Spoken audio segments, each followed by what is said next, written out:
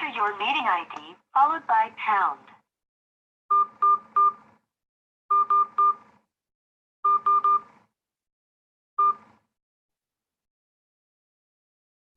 Enter your participant ID followed by pound. You have entered the meeting as a panelist. Attendees can now hear you.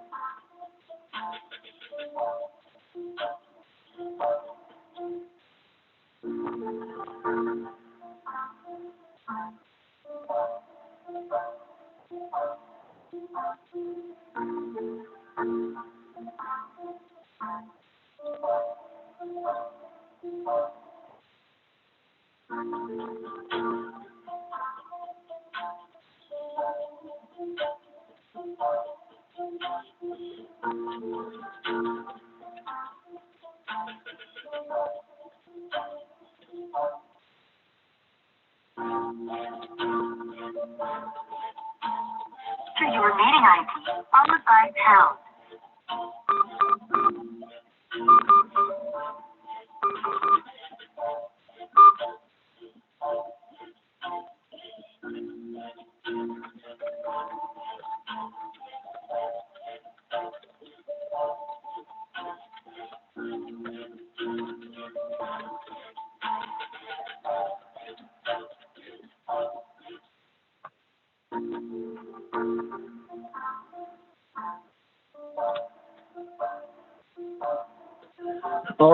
All right. Good morning, everybody. Welcome to Early Morning Crypto Talk. Bitcoin, Brandon from Los Angeles, California. Facebook will not allow me to connect, so we are doing the live through YouTube. So give me a second. I was not prepared to do it this way, so I got to get it all set up. Go ahead and type in the chat box where you're listening in from if you are joining us on YouTube.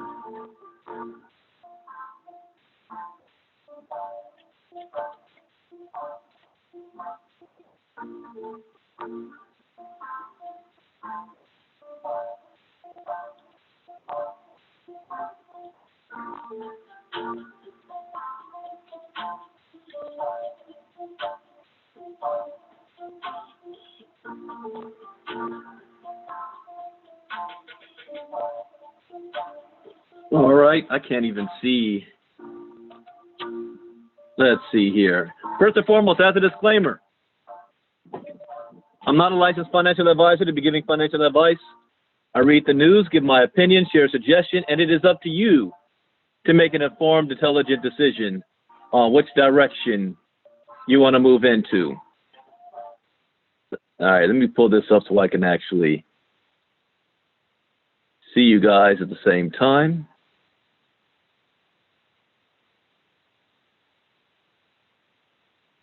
All right. Good morning, Clevie Stewart. Lashana Robinson, Jacqueline Briggs, Ron Ross. Yeah, Facebook's acting up on me. It does it every now and then. You know how it is. Shauna Ross, Charlotte, North Carolina. I just posted it on Facebook, so people that's looking for me there will be able to hop in over here. So there are 4 rules to live by in the crypto space to have success. Rule number 1, education is key. Education is everything. Rule number 2, never invest money you cannot afford to lose. Rule number 3, always get a return on investment back as fast as possible. And rule number 4, where do you see yourself in 3 months, 6 months, a year from now? What are you willing to do to make that happen? Make a decision, take action, find a vehicle, stay focused, and do not get distracted. Now, following these rules is not going to guarantee you success, but it will at least minimize your risk, and that, ladies and gentlemen, is the most that we can ask for. Now, a lot of things has taken place in the last 24 hours. I did a Facebook Live last night, and I'm going to see if we can continue that article that is talking about Bakkt. And in my opinion and experience, I believe that this is the first step towards massive, or wait, I don't want to say the first step. This is a major step towards the infrastructure being built for mass adoption of crypto transactions. Okay, I'm choosing my words carefully. This is the first major step of mass adoption for crypto transactions, for Bitcoin to go mainstream, because the institutional guys are here. And for them to play, they've got to build a bigger sandbox, and that's what Bakkt is attempting to do. So let me see if I can go down. If you did not hear Crypto Talk last night, you can go back on Facebook, and it's on my Facebook page, the first half. So I'm going to do the second half of this article, and then we're going to cover an article that was written by a critic of the internet in 1995. Now, this is 2019 going on 2020. So it is easy to look back and see that that was foolish what he was saying. But in 1995, you didn't know what the future was going to be about. Just 10 years before that, Back to the Future came out. We thought we would have, hoverboards and flying cars. There were no cell phones in Back to the Future. Is that interesting? No tablets, none of that stuff. But you can't predict the future, but you can follow the trends. You can project. And what I am doing right now in 2019 is I am projecting. I am trying to envision what life is going to look like 10 and 15 years from now, and what I can do today to be positioned to take advantage of it. That's what I'm doing. I'm acting as if I'm 15 years in the future and I'm going back into my past and having a conversation with myself. How many of you wish you could have done that? You can go back in the past and have a conversation with yourself in 1995. What would you say? Don't go to the club that night because something's going to go down. Let's see. Don't walk down that street because something's going to go down. Let's see. Don't pick up that phone call. Little things like that. But big things, you might say, the first time you hear about Amazon, take every single penny you have and put into it. The first time you hear about Facebook, put as much money as you can into it. You understand what I'm saying? Because that's what you know now. Anything about the internet, invest in it. So let me finish up this article. We're going to get to that one. Shopping with cryptocurrency. I really wanted to hit this last night. I just ran out of time. Bakkt's partnership with Starbucks has led to speculation that its ultimate goal is to bring Bitcoin into the world of retail payments, something Loeffler and Sprecher confirmed. You guys see that? That's what caught my attention last night. Its ultimate goal. The fat fees paid by merchants are just the kind of target they relish attacking. Today, consumers around the globe purchase a staggering $25 trillion a year in goods on their credit cards. Stop right there. I did skip a step. We didn't look at what the current market is, and there's a reason why I stopped right there on that number. Current market cap is at $219 billion for crypto. $219 billion. It's down 1% in the last 24 hours. Bitcoin is at $8,200 a coin. Okay, look at this price here. $8,200 a coin at $219 billion market cap. Let's go back to this article.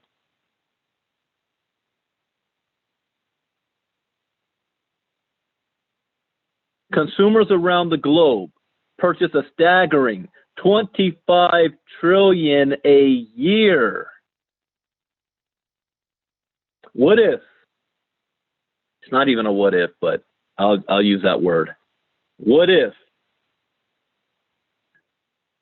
just 10 to 20% of that? You know what? I'll say 20%. What if just 20% of that? No, I got to go higher than that. No, that's fine. 20%, that's fine. It's over 2 trillion. What if just 20% of that, was done in crypto transactions? What if, let's go half. Let's say half. Half of that, $12.5 trillion is on crypto. The current market cap is at $200 billion. If it hits 12.5 trillion, what do you think the price of Bitcoin will be? If it's at $8,200 now, at 200 billion, what will it be if this number is 12.5 trillion? You guys understanding what I'm saying here? This is why there is, in my opinion, there is absolutely nothing more important that you could be spending your time on outside of learning, understanding, and engaging in cryptocurrencies right now. Let me continue. The players who process the payments, notably the card providers and bank intermediaries, reportedly charge retailers an average of 2.4 to 2.5%. So out of that 25 trillion a year, 2.5% of 25 trillion is being paid in fees. Do you think these companies would like to be able to keep that money?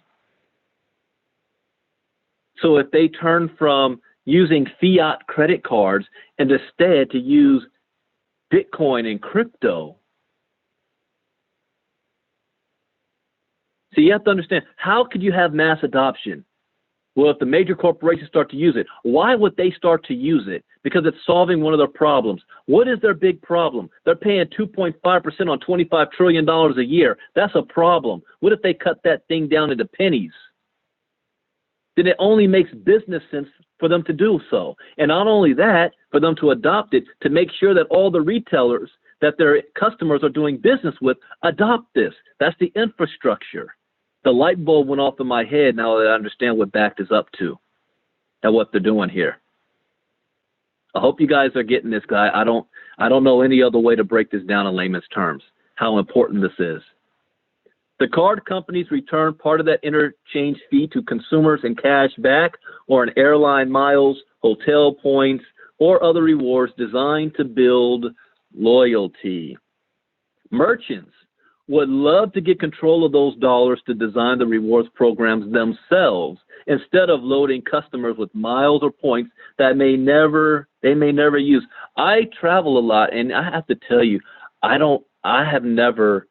only once I used frequent flyer miles because I didn't know what I was doing and somebody else booked the trip for me on my account.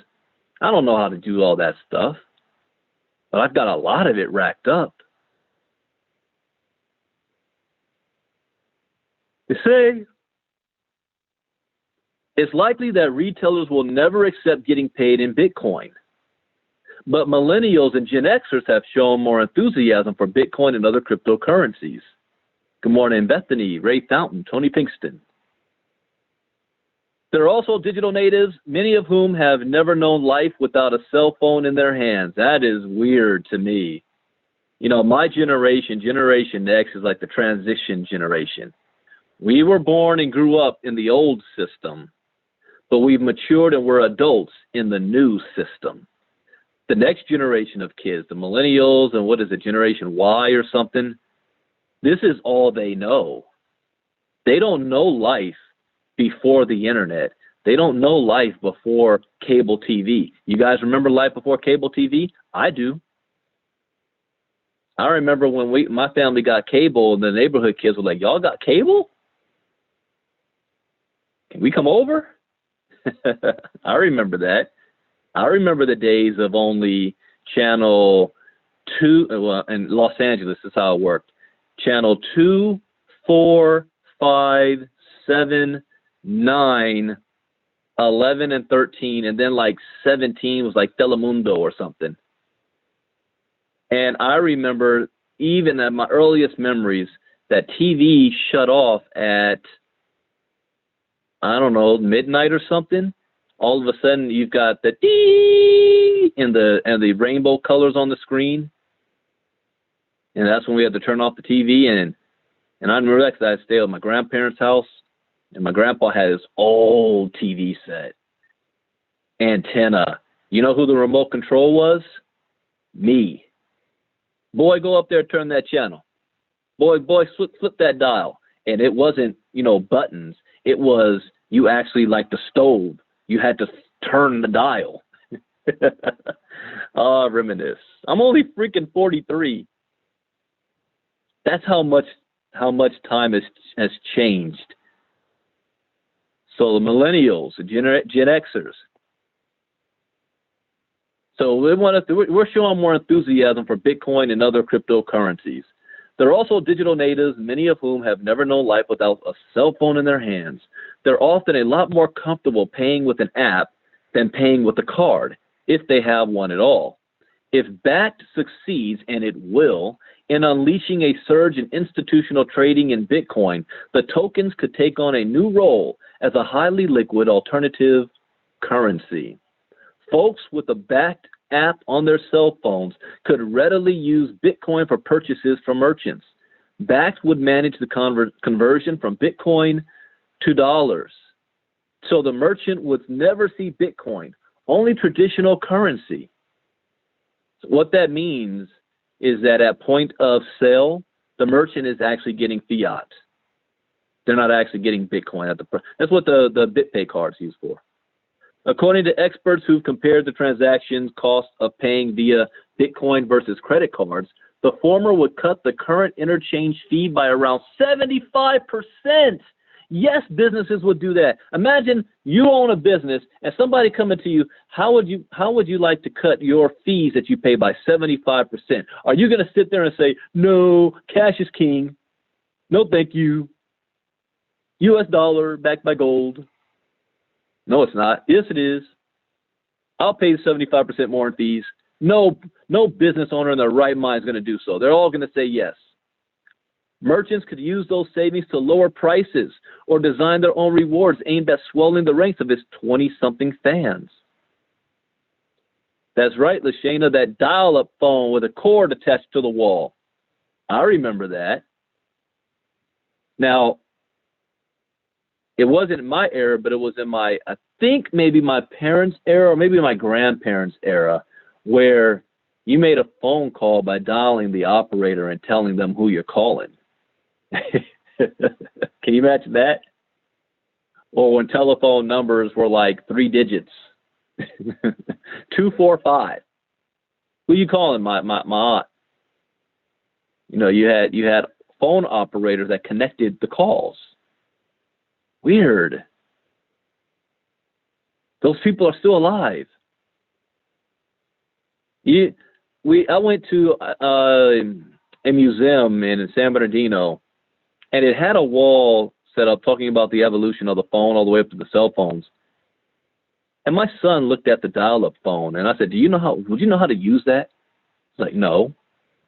It's weird. That's weird to me. Anyways, let's see. The moonshot vision would only work if the current moonshot ready for launch takes off. Stand by for countdown. All right, that's the end of that article. We didn't have enough time to finish it last night. Let's go to, this is going to be fun. It's fun for me. I don't know for you, but I'm a history buff as well. And I like looking at stuff like this. And this is, a guy wrote an article, says, why the web will not be nirvana, 1995. This is what he had to say about the internet. Now, it may sound silly today because we can't live without the internet, but this was 1995. How old was I in 95? 18. 18 going on 19 in 1995. Freshman going on to a sophomore in college at Morehouse College. After 2 decades online, I'm perplexed. It's not that I have, wait, what do you mean 2 decades online? I thought this was Why the Web Won't Be Nirvana by Clifford, February 26, 1995. What are you talking about? 2 decades. Okay. Well, let me just read it. We'll see what's happening. After 2 decades online, I'm perplexed. It's not that I haven't had a gas of a good time on the internet. I've met some great people and even caught a hacker or two. But today, I'm uneasy about this most trendy and oversold community. Visionaries see a future of telecommuting workers, interactive libraries, and multimedia classrooms. That's right. So LaShayna wouldn't have to be in freaking rush hour traffic. They speak of electronic town meetings and virtual communities. Commerce and business will shift from offices and malls to networks and modems. Modems? Who uses? Oh, okay, I guess. All right. And the freedom of digital networks will make government more democratic. Baloney. Do our computer pundits lack all? Okay, I see what he's. Wow. What? But I don't. I'm. How can he be online for 2 decades in 1995? All right. Maybe I'm missing something here. But he says this was what. Okay, I got to read this again. All right. After 2 decades online, I'm perplexed. It's not that I haven't had a gas of a good time on the internet. I've met great people and even caught a hacker or two. But today I'm uneasy about this most trendy and oversold community. Visionary. So that would be me in 1995. I'd be talking about, man, can you guys imagine a time where you can actually stream a movie online? There's going to be something that's going to have a social media where everybody can post pictures of themselves and date online. There's going to be a time you're going to be able to buy books online. Yeah, that would have been me talking about the future of the internet. So he says, visionaries see a future of telecommunicating workers, interactive libraries, and multimedia classrooms. It's here. They speak of electronic town meetings and virtual communities. That's here. Commerce and business will shift from offices and malls to networks and modems. That's true. And the freedom of digital networks will make government more democratic. Well, maybe that remains to be seen, that part. He says, baloney. Do our computer pundits lack all common sense? The truth in no online database will replace your daily newspaper. Who here still reads the newspaper? You can get the same thing online, on your phone. No CD-ROM can take the place of a competent teacher, and no computer network will change the way governments work. Here's what's interesting about that. 1995, he's talking about newspapers. I used to work for a newspaper, or not a newspaper company, but a company that made ink, and we sold it to newspapers in the 2000s. That's the job I had when 9/11 happened. And I was laid off from that job in 2008. Actually, yeah, laid off 2009 because of the 2008 financial crisis. And why was I laid off? Because gas prices went up, which meant we needed that fuel to make the ink and the fuel it cost to transport the ink. So we had to raise prices on our vendors, the newspapers, LA Times and the rest.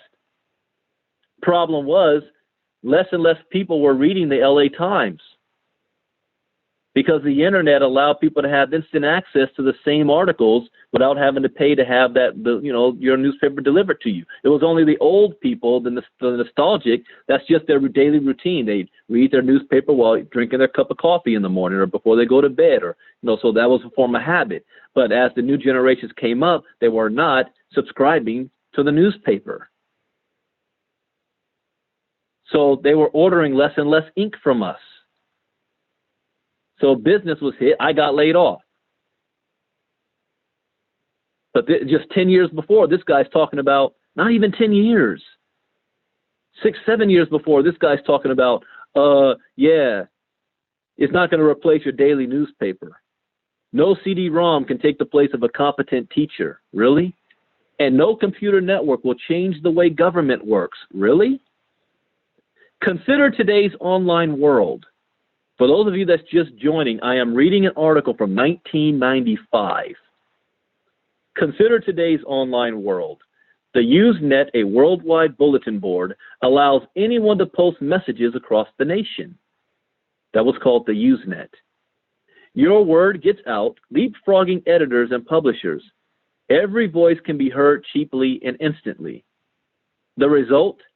Every voice is heard.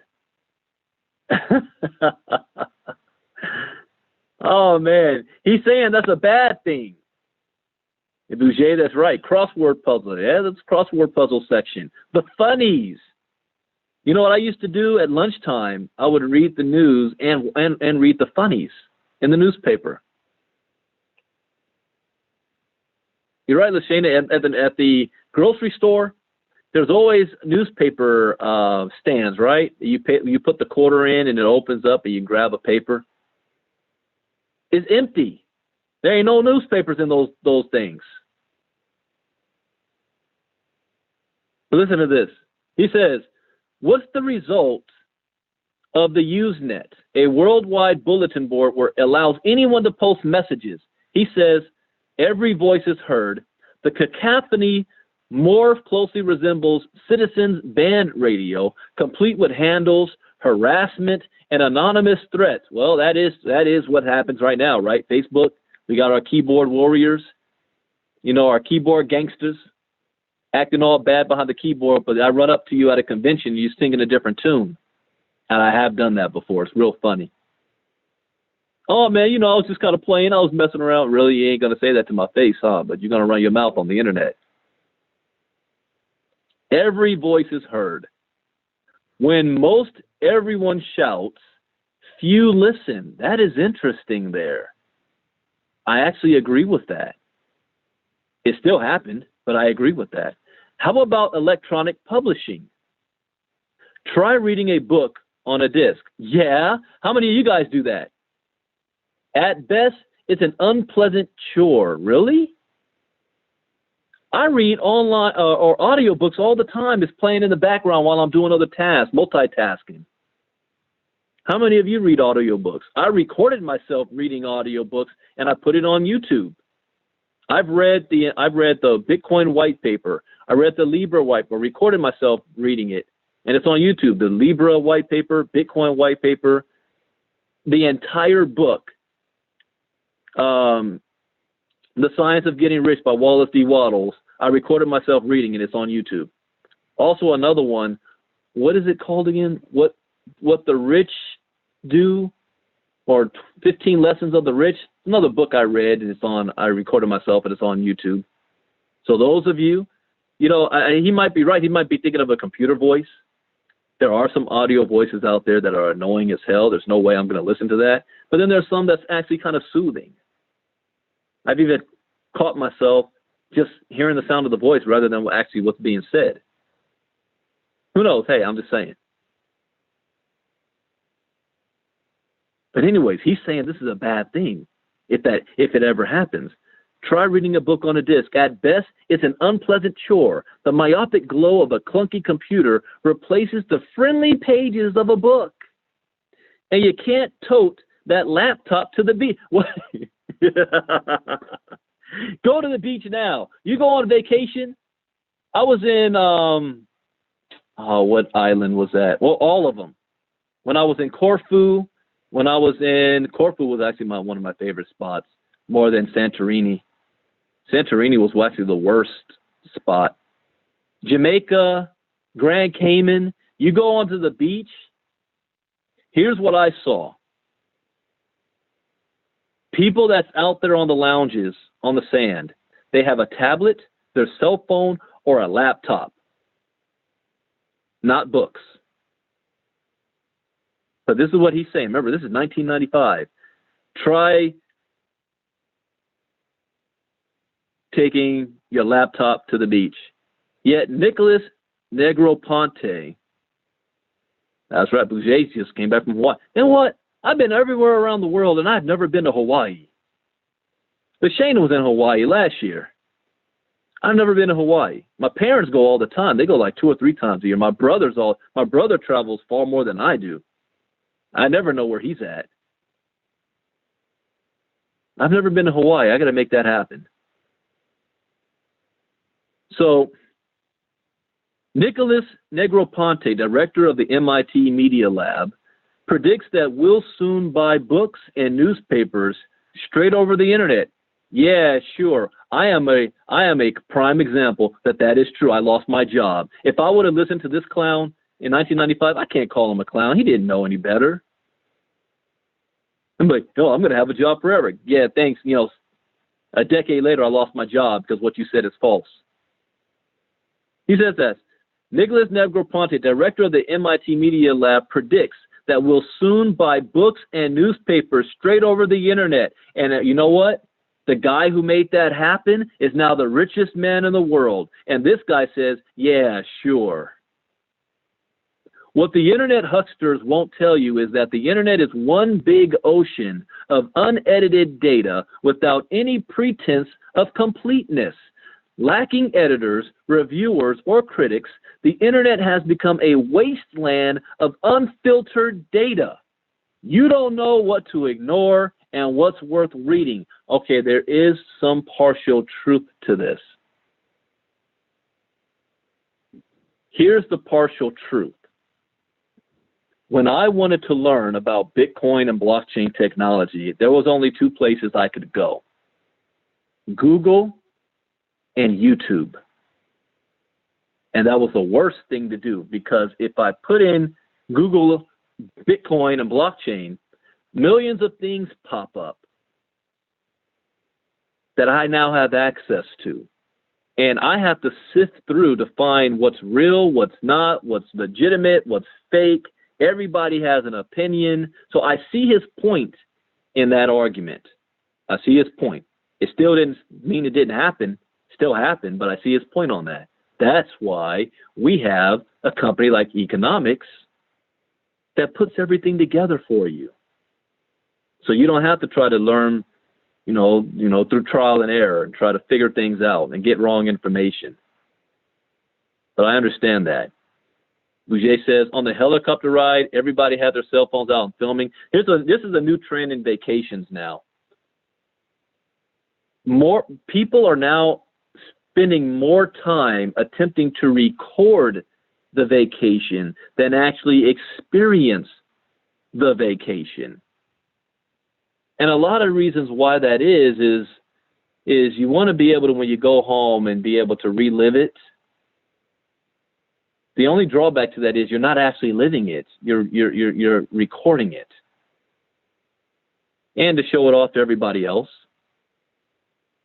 And for the fact that a lot of people don't have the resources to be able to take a lot of vacations. So, I mean, they gotta restore that for history, for posterity. I'm guilty of that. I went to Venice, Sicily, Greece, Corfu, all those islands. I recorded a whole lot, and I enjoy going back and watching. I got to pull out one of those videos because I haven't done much travel this year outside of business. I'm deeply in need of a vacation.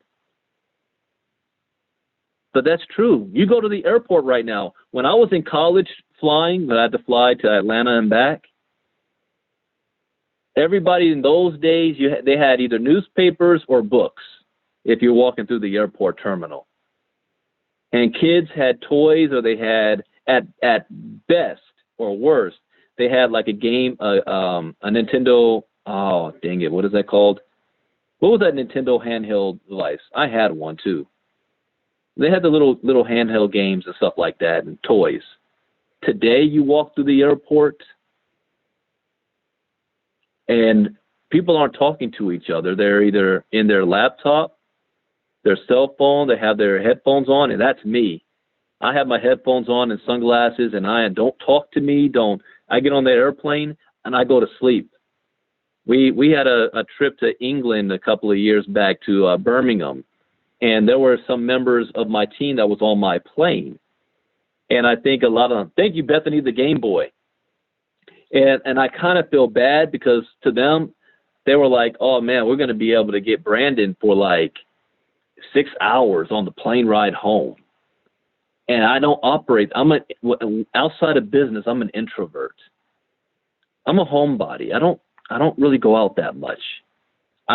When I do, I enjoy myself. But I'm a homebody. And I went on the plane, right? I got my hoodie on, I got my sunglasses, and I have my headphones underneath my hoodie, and I have a window seat, and I put my head to the side, and I'm out. And my people was like, yeah, Brandon was asleep the entire way. Not necessarily was I asleep. You just thought I was. I just zone out. That's just me. I don't like people knowing my business, especially now that I'm in the crypto space. As got to be careful. But I can be social. That's fine. People think I'm an extrovert on that. But everybody's got their phone and everything and their cell phone. That's just the way it is now. All right, let me continue. That's right, Boucher. I have my airplane hoodie too. What the internet... Wait, did I hear this? Let's see. Okay, so you don't want to ignore and what's worth reading. Logged onto the World Wide Web. How many of you call it that today? Do you call the internet the World Wide Web? That is what we called it back then in the 90s. I hunt for the date of the Battle of Trafalgar. Hundreds of files show up. Oh, man, you kidding me? Hundreds of files show up, and it takes 15 minutes to unravel them. Remember how long it would take if you visited one website and you're on AOL dial-up and the screen is slowly opening up, coming down? It takes like 2 minutes for the page to load up. My kid was watching Marvel, the Marvel Captain Marvel, and there's a scene right there because they're back in the 90s, I think it is, where they're trying to, they put in a floppy disk or something to open up the data, and everybody's just standing there, and she says, what's going on? And Samuel Jackson's like, it's loading. And she's like, huh? But this is what he says. He said, hundreds of files show up, and it takes 15 minutes to unravel them. What did I say about when I searched for Bitcoin in today's era? Millions of files showed up, and it did so in a matter of 0.5 seconds. But the same problem for me. Now I gotta go through all of that. So he's saying, oh, just hundreds of files showed up. What if you were to Google Battle of Trafalgar? You know what? Hey, this is live. Let's have some fun here. Battle of Trafalgar. This is 2019. He did it in 1995. Let's see what happens. I'm hitting enter. Let's see what happens. Oh, in a matter of seconds, 0.66 seconds, 7.8 million results. What did he do? Let's go back and read. What did he do? Hundreds of files, 15 minutes in 1995. So for those that talk about Bitcoin right now, oh, it's too slow, transaction time, oh, the fees, oh, this, oh, that. This is the internet 1993. What do you think it's going to do in 10, 20 years? Look at what this, I just did the same thing he did. He got hundreds of files and it took 15 minutes to unravel them. One's a biography written by an 8th grader. The second is a computer game that doesn't work. And the third is an image of a London monument. None answers my question, and my search is periodically interrupted by messages like, too many connections, try again. Okay, now today, 2019. Here we go. Battle of Trafalgar, Wikipedia, 7.8 million hits. What happened at the battle? What was important about the battle? Who died at the battle? Why did Britain win the battle? Then we got videos, images. I can click on images and what happens? Images of the battle. I can click on maps. One of the coolest things I thought back in 1995 was we in college, they encouraged us to get this computer program that, what was it? Not Civilpedia. Oh man, what was the name of it? It was like you had the entire dictionary and encyclopedia on discs.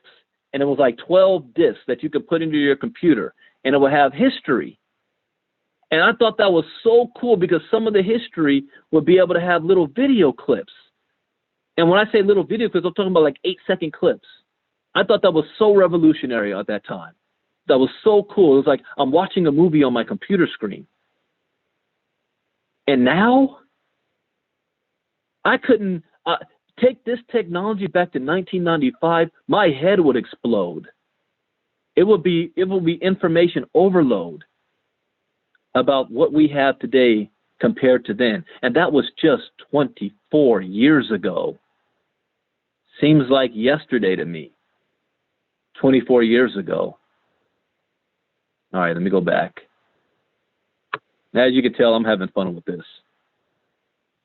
So, won't the internet be useful in governing? See, he's trying to throw down the internet based on what it can do at that time and not looking at what it can do in the future. Won't the internet be useful in governing? Internet addicts, that's what they call them, internet addicts, clamor for government reports. But when Andy Spano ran for county executive in Westchester County, New York, he put every press release and position paper onto a bulletin board. In that affluent county with plenty of computer companies, how many voters logged in? Fewer than 30. Not a good omen. Man, it just opened up. How many? Nobody's on the internet yet. That's like saying now, and this is what critics actually do. There's no adoption of the internet. Of Bitcoin. Nobody's using Bitcoin. Nobody's using crypto right now. What, 50 people? That's not a good sign. Just wait. Wait. Point and click. That's what he has to say about point and click. Then, there are those pushing computers into schools. Oh, that's evil, right? We're told that multimedia will make schoolwork easy and fun. Students will happily learn from animated characters while taught by expertly tailored software. Who needs teachers when you've got computer-aided education? Bah! These expensive toys are difficult to use in classrooms and require extensive teacher training. Really? Extensive teacher training. Sure, kids love video games, But think of your own experience. Can you recall even one educational film strip of decades past? I'll bet you remember the 2 or 3 great teachers who made a difference in your life. What do you guys think about this? I'm curious. Go ahead, type in the chat box what you think about that. This was 1995, and he said the internet was not going to go anywhere. That ain't nobody using it. That what we already have is better. I remember it was Brian Gumble on Good Day LA or something that said, what is the internet? What is email? And when they explained to him what email was, he laughed and said, why would you do that when, there's no personal touch? You just write letters. I wrote letters back in those days. My girlfriend, I wrote letters. A conversation took 2 to 3 weeks because he had to write the letter, put it in the mail because we couldn't afford long distance. It'd take 2 to 3 days for it to get there. And then she'd have to read the letter, write one back, put it in the mail, take 2 to 3 days to get back to me. And I actually still have some of those. My old desk, my son found them, and he laughed. He was like, what is this? You guys wrote letters? Now you can have an entire conversation in a matter of seconds.